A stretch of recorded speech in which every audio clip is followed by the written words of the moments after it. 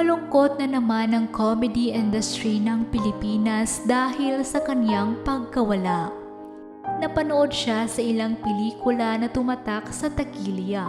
Matatandaan nga noong March 2019, pumanaw ang komedyanteng si Chocolate sa edad na 48. Kinumpirma ito ng Star Magic ang talent arm ng ABS-CBN sa pamamagitan ng isang statement. Ayon sa statement na inilathala ng ABS-CBN News, nag-perform daw si Chocolate sa isang out-of-town show sa Abra.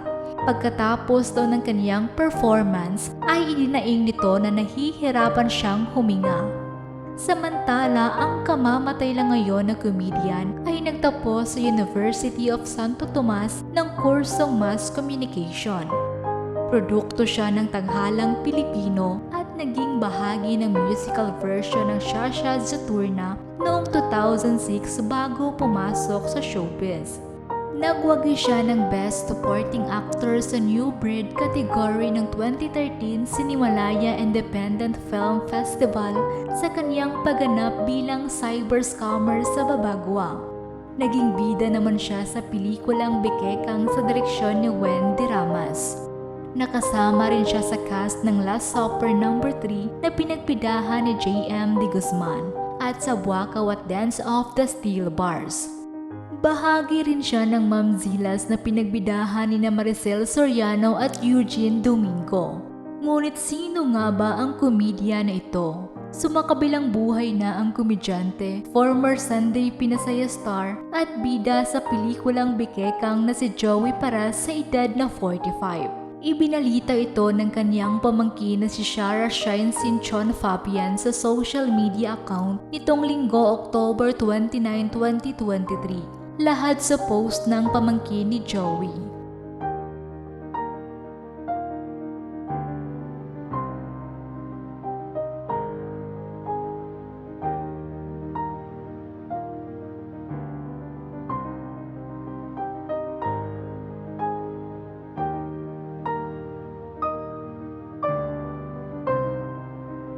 Nananawagan din ng tulong ang kaniyang pamangkin dahil nang i-post nito ang malungkot na balita ay nasa morgue pa ang mga labi ni Joey.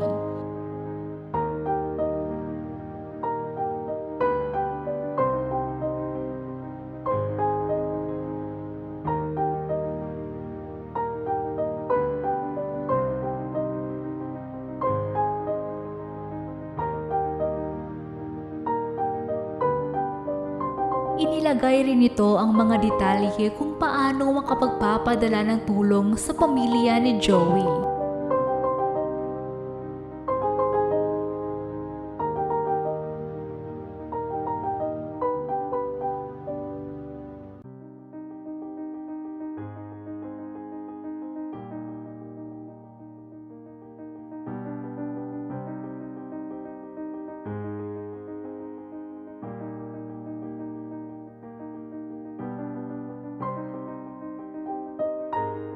Noong July 2018 ay sumailalim si Joey sa heart surgery.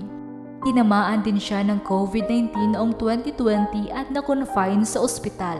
Noong panahong iyon ay nananawagan siya sa social media dahil kailangan niya ng 750,000 para sa kaniyang angioplasty operation. Ayon sa social media post ng pamangkin ni Joey, magbibigay ang pamilya ng update kung saan ang way kapag nasettle na nila ang mga obligasyon sa ospital.